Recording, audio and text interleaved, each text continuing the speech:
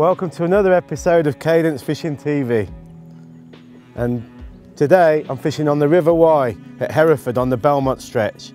As you can see, the river is really high, just recovering from a really big flood. And when we got here this morning, there was, well, around about 14 foot of extra water on the river. And I've been fishing for about half an hour, and I've just had my first bite, and it feels like a good barbel.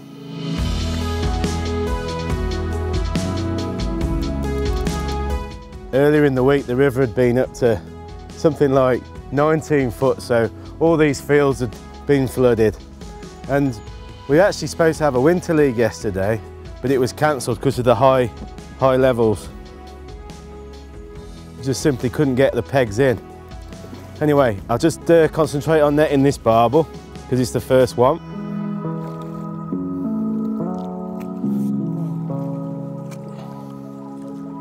There we go. One thing I always like to do when I've just landed a barbel is just revive it in the landing net before I take it out, just kind of let it get its breath back. It's not a massive barbel, but still very welcome on a day like this. When we got here this morning, Chappie was a bit apprehensive. He said he thought it looked like the Zambezi, and it is definitely a challenging day, but as this barbel's proved, they will feed, particularly when it's a warm flood like this. Obviously in the winter, when you've got snow melt and much colder conditions, that can really make the fishing difficult. But this time of year, there's been a lot of barbel caught with the high river levels. Right, I'll quickly hold this fish up for you, and then I'm going to put it straight back. There you go. Nice sleek barbel, probably 4 or 5 pound.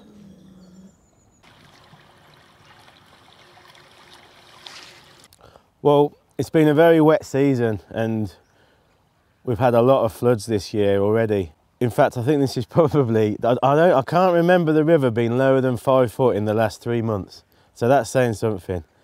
But one thing it's proved, not just with the Wye, but with the Severn, the Warwickshire Avon, a lot of the rivers, they've fished really well in these kind of flood conditions. Particularly the barbel and the chub have fed. And although it is a bit daunting sometimes fishing a flooded river like this, the rewards can be absolutely fantastic, and I've been really enjoying it. Even when the matches have been cancelled, sometimes I've been going pleasure fishing and catching some really beautiful barbels. So it just goes to show, when you've got floods in the summer and in the autumn, it's definitely worth going out and giving it a go. Well, I fished the stretch at Belmont a lot. We fish a winter league here and lots of festivals and opens. And the first thing I did yesterday when we thought about coming today, we knew the river was going to be dropping after a big flood, but we still knew it was going to be quite big. So I gave Woody a call. Woody runs the tackle shop in Hereford, and he's just the font of all knowledge really when it comes to the river. So I gave him a call and he was confident that the river would be dropping and it'd definitely be worth having a go. And he suggested that we came up here up on the top section at Belmont, the upstream section. And I think that's really important to understand and just get as much information as you can from local anglers and tackle shops like Woody's. Obviously with the river being so high, you're kind of dictated to fishing much closer in. And one thing we were looking for today was a bit of a slack. And we've got a kind of a slack here below this big tree that's in the water. Most of the time, and when you're fishing here normally, we'd be sat down another sort of 8 foot down here and another probably 5 or 6 meters out. And to start with, I just put a bomb on and I just felt around the peg, because obviously if I fish down here, I'd be actually fishing on the bank rather than actually in the river channel. And what I've elected to do to start with is just to fish where would be just into the main river channel. Normally that would only be about 3 foot, but obviously today with 14 foot on, you're going to be talking about 16 or 17 foot of water. And I did hook a few snags to start with. In fact, I think I was just touching one then. It's probably a bit of weed or something on the bank. But I have found a nice clean area. So what I've been doing is I've just been concentrating my fishing in that area. I'm fishing with a feeder, and I'll obviously talk about what we're feeding in more detail. But to start with, I'm casting quite regularly, probably at least every 5 minutes. I'm trying to get it in that same area which I know is a clean spot. And my thinking is I just want to concentrate the feed as best I can. Obviously the river's all over the place in terms of the food, the flow. It's welling up, it's very turbulent. But I think the barbel, we know the barbel are in this area. Just want to concentrate my feed and trying to trap the barbel to where I'm fishing.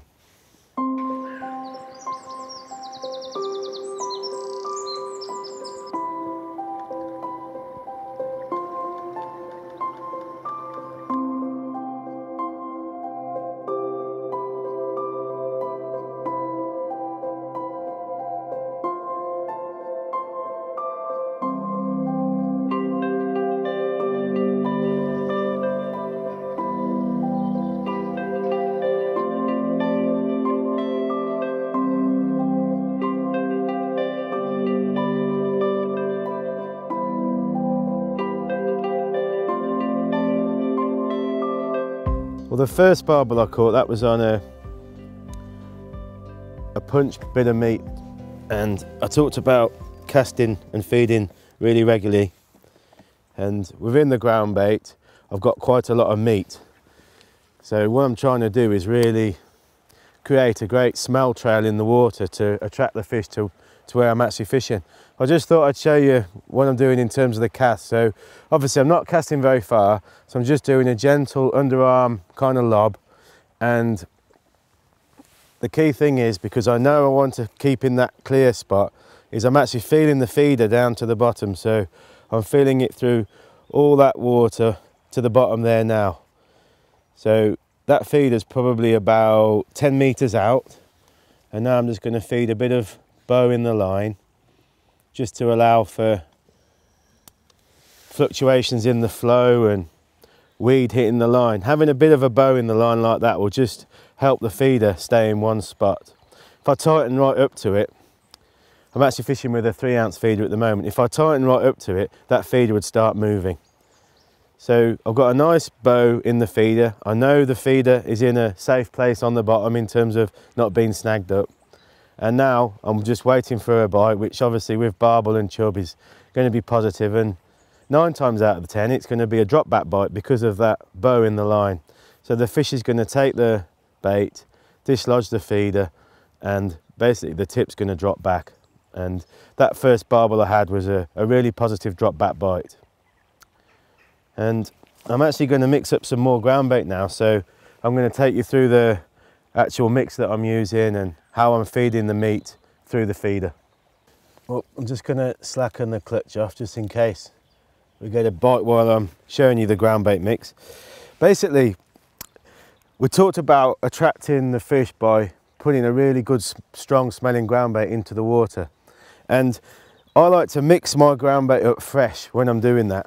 So the actual mix itself is really 3 different ingredients.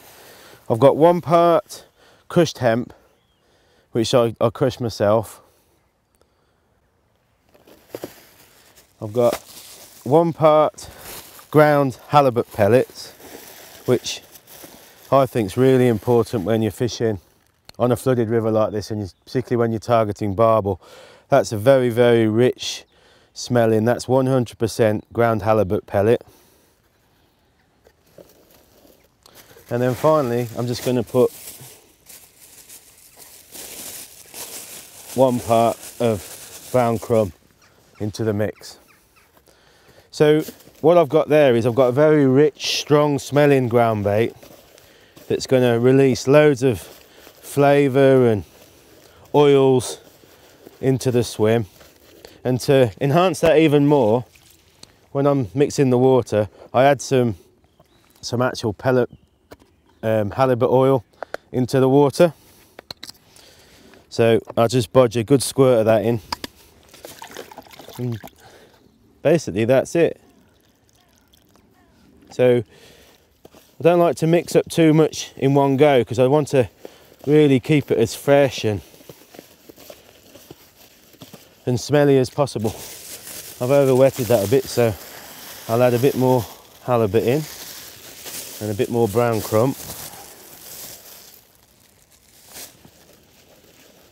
you want a ground bait that's going to stick together with everything that you're feeding, and ensure that it gets to the bottom in the swim.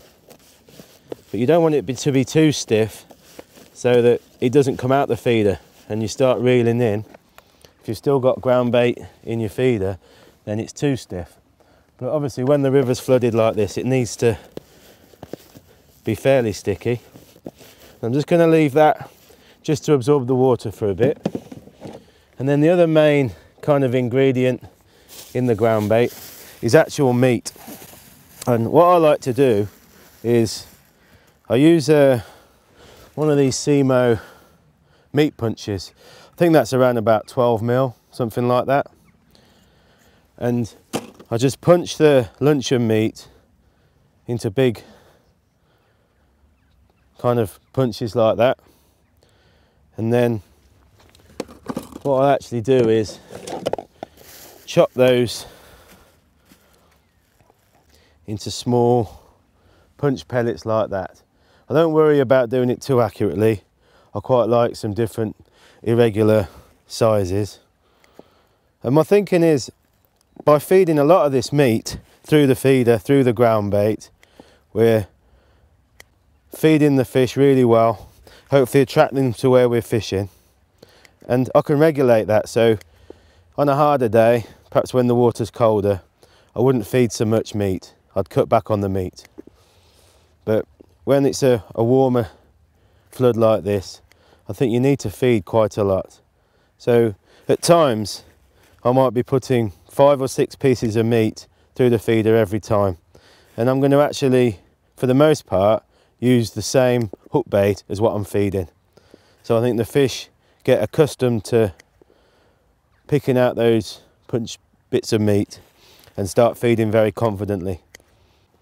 So there you go. That's going to probably keep me going for the next 45 minutes. And again, I don't like to chop it all at home because I want to keep the meat as fresh as possible. I want to keep all those nice fatty oils in the meat, rather than mixing it all in one go and perhaps risking it drying out and perhaps not being as attractive. Now, there's obviously a multitude of different things that you could feed through the feeder, including pellets, and I will fish and feed pellets as well in these situations.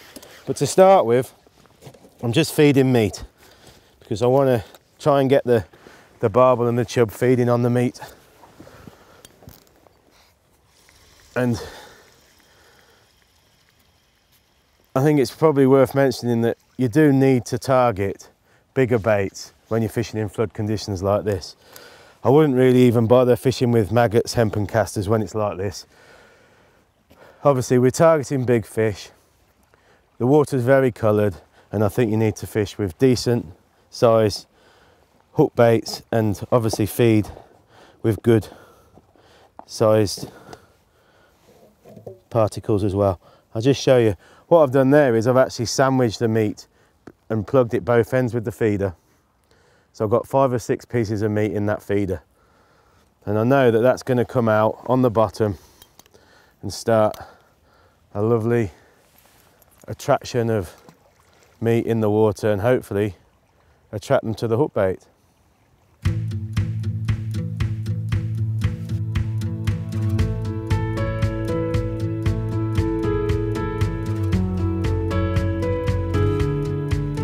That time he'd only been in for about a minute and had another very positive drop back bite, and we're into another barbel.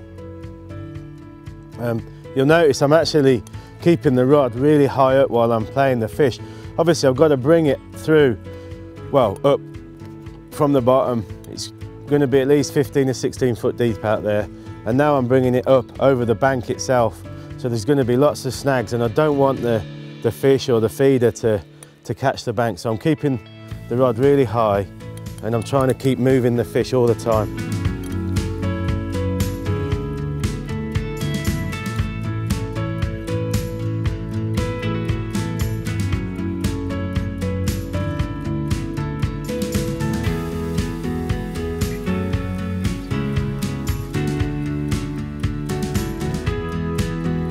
Another one about the same size, so they're not massive, but They're really, really welcome on a day like this. Again, I'm just going to let the barbel just get its breath back just by holding it in the net and keeping it in the water. Because barbel fight so hard, they sometimes do need reviving, particularly in warmer temperatures and when the oxygen level's low. Today, these barbel are, obviously I'm fishing strong gear, so I'm landing them quite quickly and they don't need reviving at all. Here we go.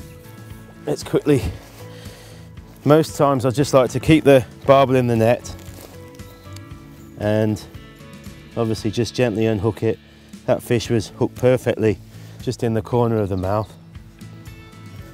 Maybe a fraction smaller, this one, probably more like £4 than £5. Absolutely great sport there.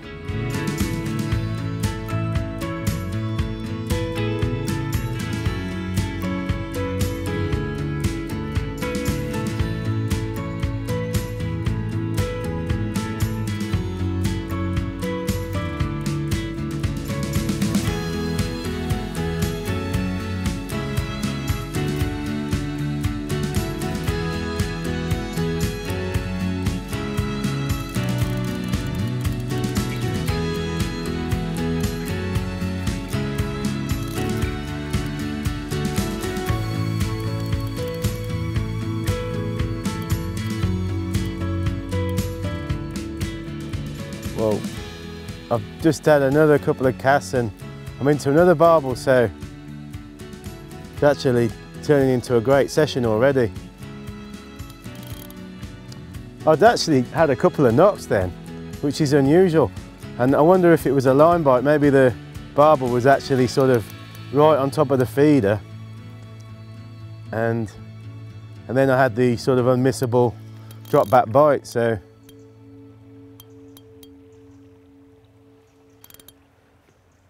again, I'm sort of putting maximum pressure on the fish. And I've set my drag, so obviously if the barbel wants to run like they often do, it'll give line. But I'll talk about the rig in a bit, but I'm using 8-pound line, so I'm fishing quite heavy, and that's enabling me to play the fish with real confidence. Brilliant. Well, they're not massive barbel, but if this was a match, I'd be really happy at this stage to have 3 barbel in sort of an hour and a half's fishing. Very sleek, powerful barbel, the wide barbel. Who cares about floods? Just shows you've got to get out, and barbel will feed in the most extreme conditions. Well, a good tip when you're fishing meat through a ground bait feeder like this is all the offcuts of the meat, when I punch them out, just chop them up with my worm scissors, so I've got a real fine sort of meat feed. And this is the ground bait that I just mixed up, so I'm going to add that into the ground bait to add even more attraction, more meat particles and more of the oils that will come off that in the water. And then I'm going to put a good amount of these sort of hook punch meat bits, and that's exactly what I'm feeding. You might notice that whilst I'm loading my feeder, I like to dip my hook bait every time in that halibut oil, so I'll keep that in the ground bait tray, so that's absorbing lots of oil whilst I load the feeder. That's typically how I'm feeding. So we've got a very rich mix of ground bait and probably 50% meat going in every cast. Now, I'm not sure about this, whether this dipping works. I like to do it. If nothing else, it gives me confidence. But you can see how that meat now has got a lovely glug on it. And perhaps, certainly when the river's up like this, I just want to maximise the potential of my hook bait to attract the fish. So we're going back in again on that same spot, just gently lowering the feeder onto the bottom and then letting a small bow of line out. Right, let's go. Let's see if we get another.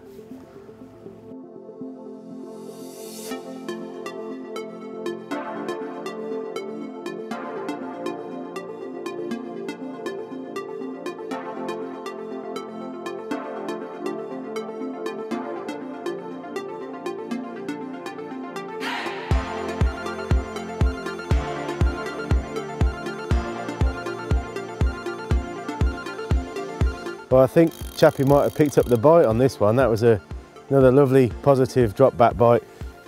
I don't strike on the bite, just simply lift into the fish. And this one's having a bit of a dig around. It's taken a bit of line.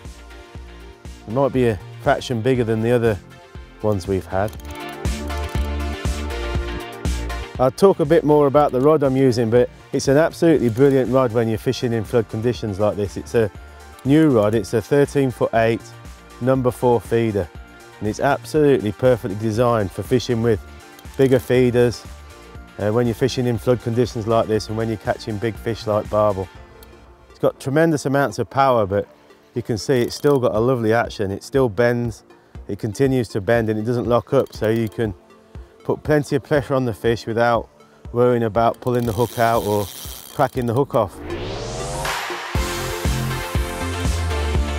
Definitely having a bit more of a go, this one. No, it's not really any bigger. Oop. Made a bit of a mess of that. Perhaps a little bit bigger. Let him get his breath back for a sec.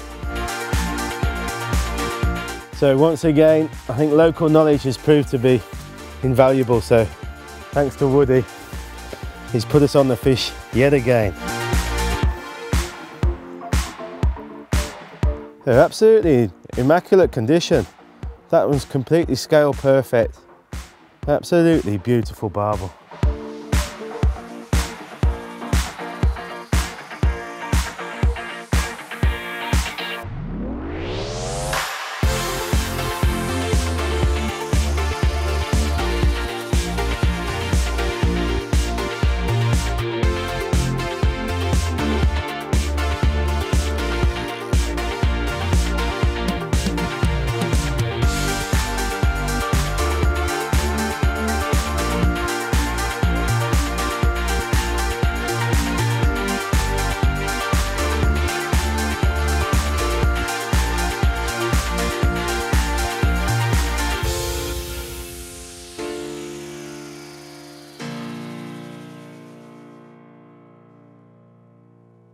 So I referenced the rod briefly when I was playing a fish, but this is one of our new feeder rods. It's a CR10 13'8" number 4 feeder.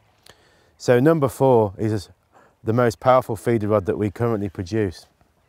And it's absolutely perfect when you're fishing heavy feeders, casting long distances, and when you're fishing big rivers like the Wye, particularly when they're in flood. We've rated this rod up to 6 ounces, so it will cast a 6-ounce feeder and bait, no problem at all. But as I mentioned when I was playing the fish, it has got a lovely progressive action. So it's got plenty of power to enable you to cast the feeders, big leads, also play fish, but with a beautiful action. As with all our CR10 rods, they're constructed from a very strong high modulus carbon blank. You'll notice that we've got large overside guides throughout the rod. These are all Fuji guides, and the butt ring, that's a 30mm butt ring. And that really enables you to use bigger reels like this CS10 5000.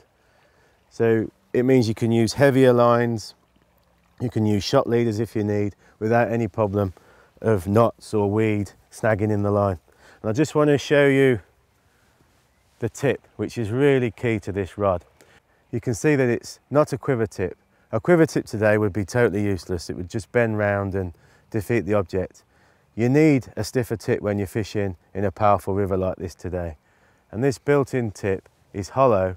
It would equate to around about a test curve of 6 ounces. But you can see that it's got some sensitivity in the tip, but it blends beautifully into the main blank. So you can read bites, you can obviously detect the drop back bites that we're getting today very, very easily with this design of tip. Absolutely perfect. The reel is a new reel.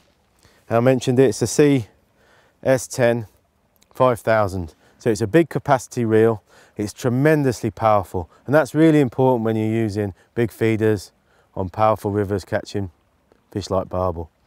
It's got a gear ratio of 5.6 to 1, so it's got a quite low gear ratio, which gives it plenty of power.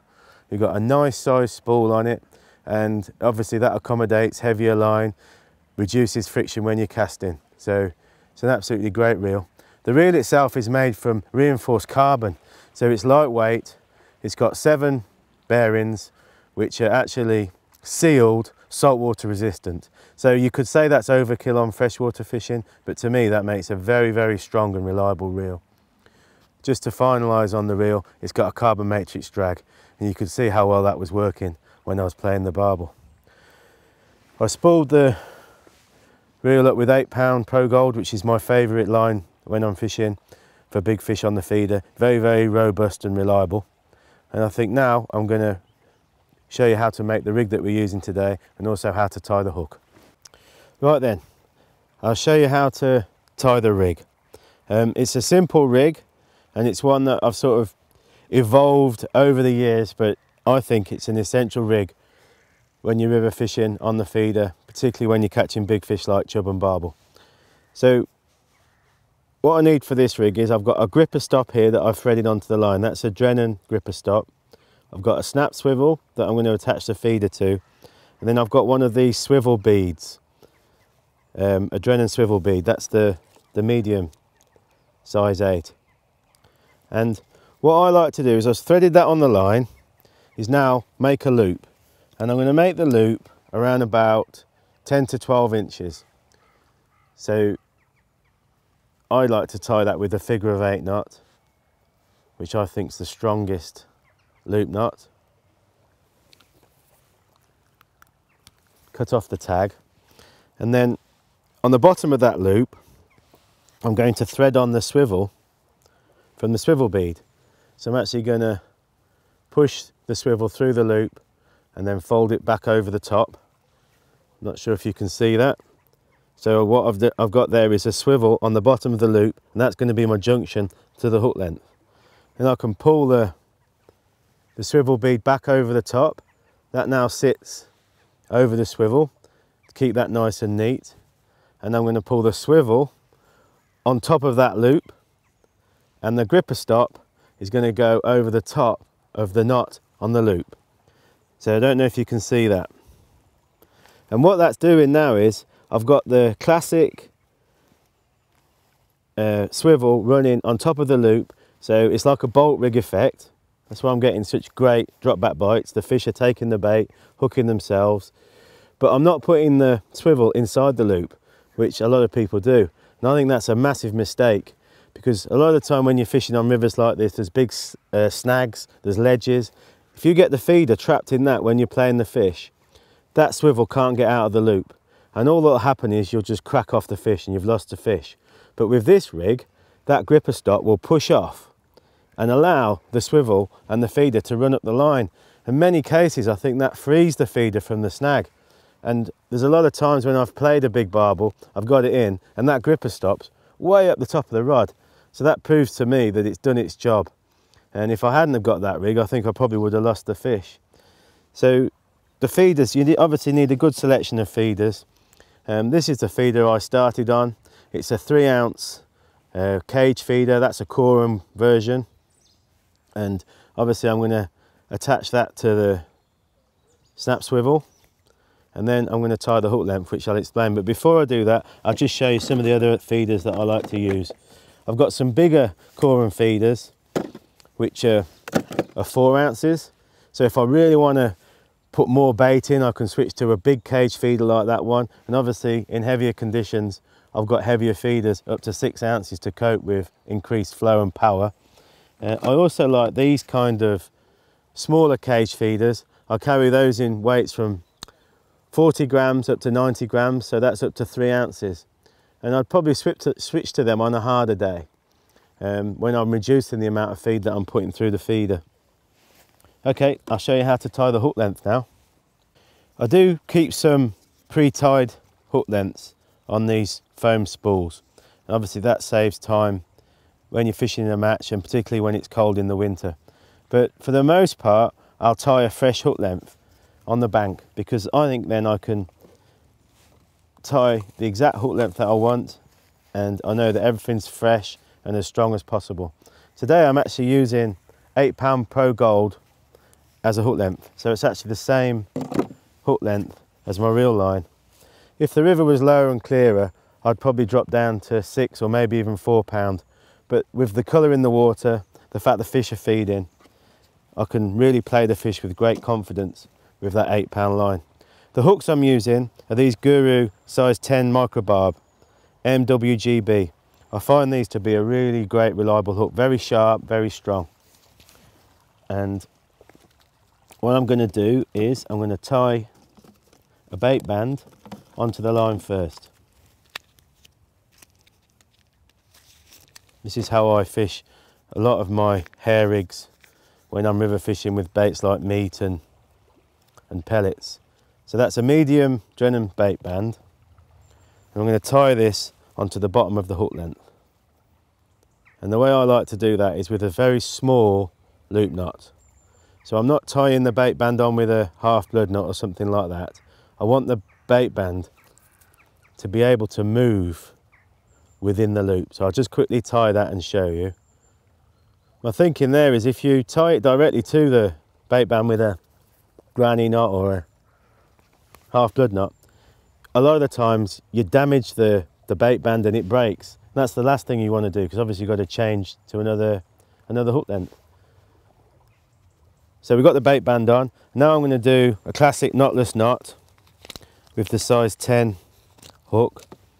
So I'm going to go through the back of the hook eye and pull the hook down to position. Now this is important because I want to ensure that I've got the right length of hair below the hook. And in this case I'm using fairly small, so 10mm, 12mm punch meat. So I'm going to get the bait band quite close to the bottom of the hook shank. So I'm not sure if Chappie can pick up on this, but I'm whipping the line down the shank about 15 times and then up, back towards the eye 3 or 4 times. And then to finish the knot, again, the end of the line is going to go through the back of the eye. And that finishes the knotless knot. So you can see there, we've got a fairly short hair. That's probably about, well, fraction less than an inch, about 2 centimeters. And that will allow me to get the meat perfectly onto the hook.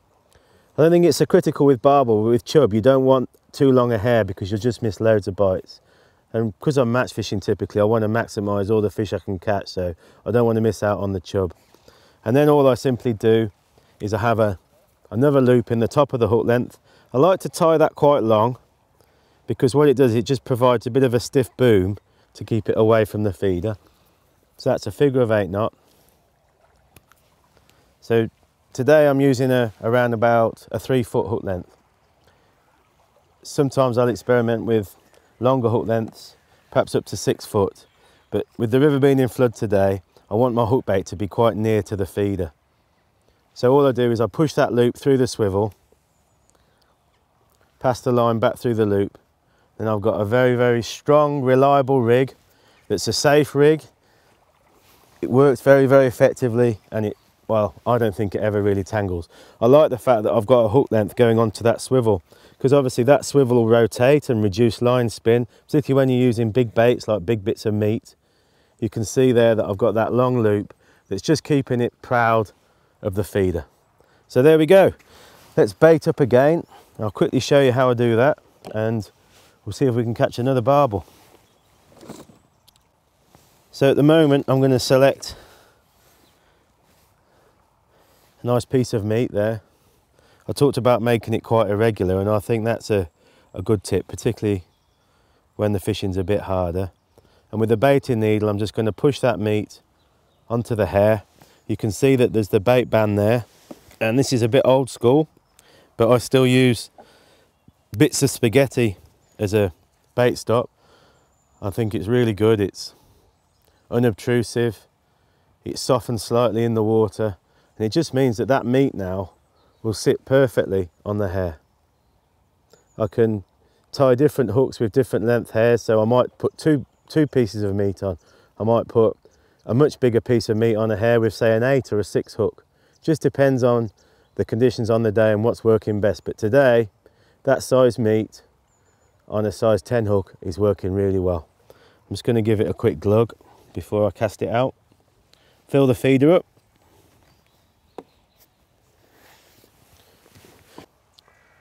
we're back in again. So I know I mentioned it earlier on in the video, but I'll just take you through the casting again because I think it's really important. I'm not casting overhead because I don't need to cast far, and I don't want the feeder to crash into the water. I want to actually control how the feeder lands on top of the water and then sinks to the bottom. So I've got a really good idea of where the feeder is. If I just cast it out and then on a slack line, just let the feeder go in whatever direction I wanted, I've got no idea where it is. And many times I think you're just going to end up snagging up. So I'll just show you. It's just a lovely, gentle underarm cast. I feather the feeder so it lands nicely on the water, and then I can feel the feeder down to the bottom. Now I know the feeder's on the bottom, putting that bow of line in again, and everything's set. I always like to have the drag on the slack side when I'm barbel fishing, just in case I get one of those really aggressive bites that you can get. And obviously line's going to go on the drag, no problem. And then as I'm fighting the fish, I can adjust the drag accordingly. So there we go, we're back in position. Let's hope we catch another nice barbel.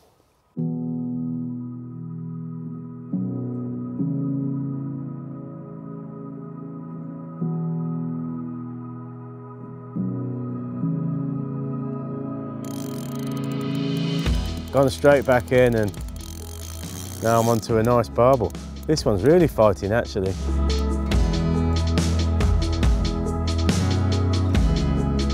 I think it's really proved today the importance to keep feeding.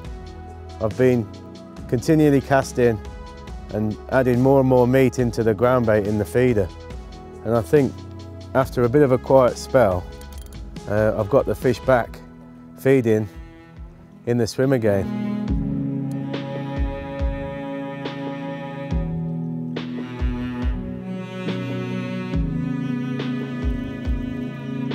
This one's definitely having a good dig around.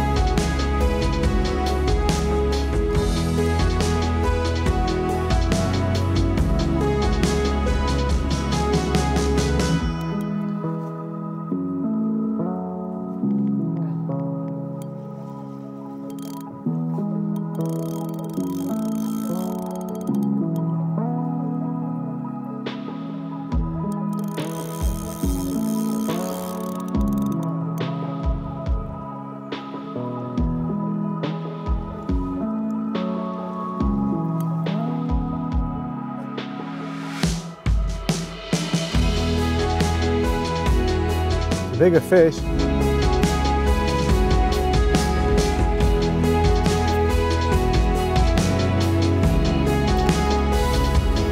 What an amazing fish. What an amazing river. When you consider the conditions today, I've thoroughly enjoyed that session. Thanks for watching.